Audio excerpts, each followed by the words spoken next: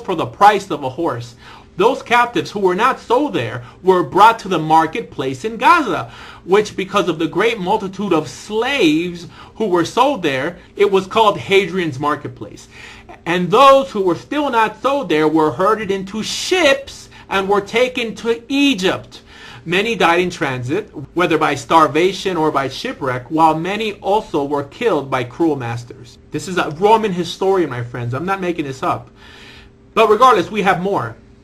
It states in another source, innumerable was the multitude of those who were sold away as slaves at the annual market at Terehinth of Hebron. They were offered for sale in such numbers that a Jewish slave was no more valuable than a horse. What could not be disposed of there was brought to Gaza, and there sold or sent to Egypt, on the way which many died of hunger or of shipwreck. Clear enough, my friends? And a part of what we know of the Roman occupation and the later destruction of the Second Temple, which clearly explains this curse, it's also common sense that this being told to the Israelites after they were taken out of Egypt through water, through the Red Sea, or literally the Sea of Reeds, common sense would also tell us that being that the average Egyptian slave didn't have a map, they would only understand that they would return to Egypt through water also, because that's how they came out. This is actually common sense, because they did wander 40 years in the desert, not really knowing where they were going, right? It sounds plausible. Well, what if I told you that that is just what they believed before the destruction of the temple by the Romans?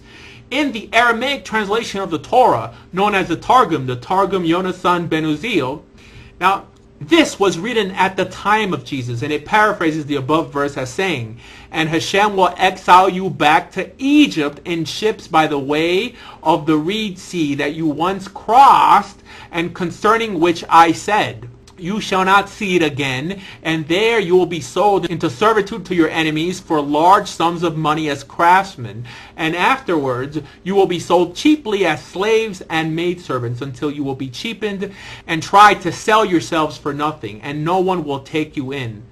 Deuteronomy 28:68. Interesting, huh? And according to Black Hebrew Israelite theology, this translation was made by a Black Hebrew. And another source teaches that after the fall of the Second Temple, Josephus writes, because the soldiers were now growing weary of bloodshed and survivors appeared constantly, Caesar orders to kill only those who offered armed resistance and to take alive all the rest. The troops, in addition to those covered by their orders, slaughtered the aged and infirmed, people to their pride who might be useful.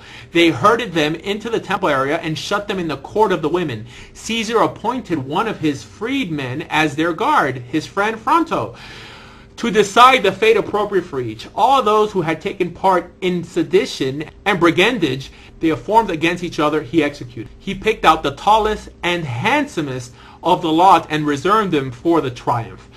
Of the rest, those who were over 17, he put in chains and sent to hard labor in Egypt, while great numbers were presented by Titus to the provinces to perish in the theaters by sword or wild beasts. Those under 17 were sold.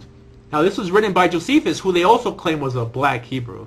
And to finish with this verse, it states, "By the way whereof I spake unto thee, thou shalt see it no more again." Now, friends, what does this mean?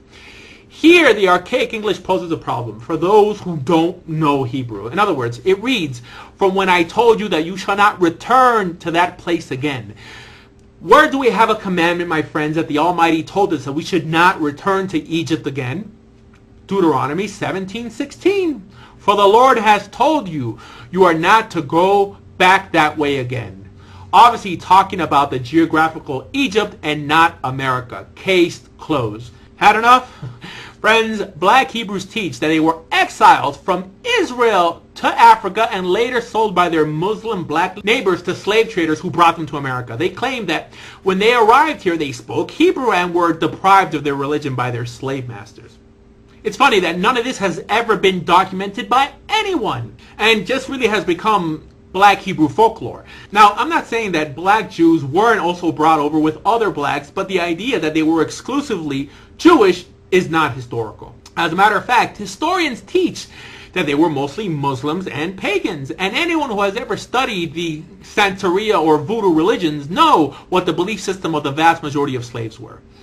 Friends, when the slaves were brought to the French and Spanish slave ports, their masters tried to physically, brutally convert them to Catholicism. So the slaves intelligently ended up combining their African beliefs with that of Christian Catholicism. And if anyone is ever curious what those beliefs were, they should look up modern-day Santeria or Voodoo and just strip away anything Christian or Catholic from it, and then you will get a glimpse of the religion of the slaves, which wasn't a monotheistic system like Judaism, but rather a polytheistic tribal system that is still practiced in Africa today.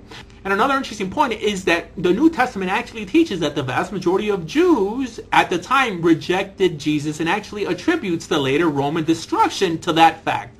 Now, about 98% of all black Hebrews believe in Jesus, including almost every major church doctrine.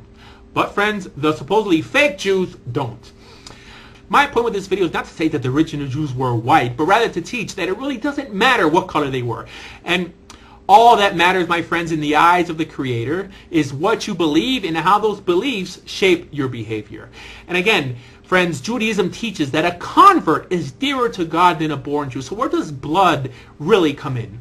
So, my friends, I'm here to remind you that today you can decide to join the people of Israel through conversion and join the effort of bringing this world to the final messianic age of peace. If you're interested in learning more about Judaism, please visit bejewish.org. And if you're interested in converting to Judaism, please visit your local Orthodox synagogue.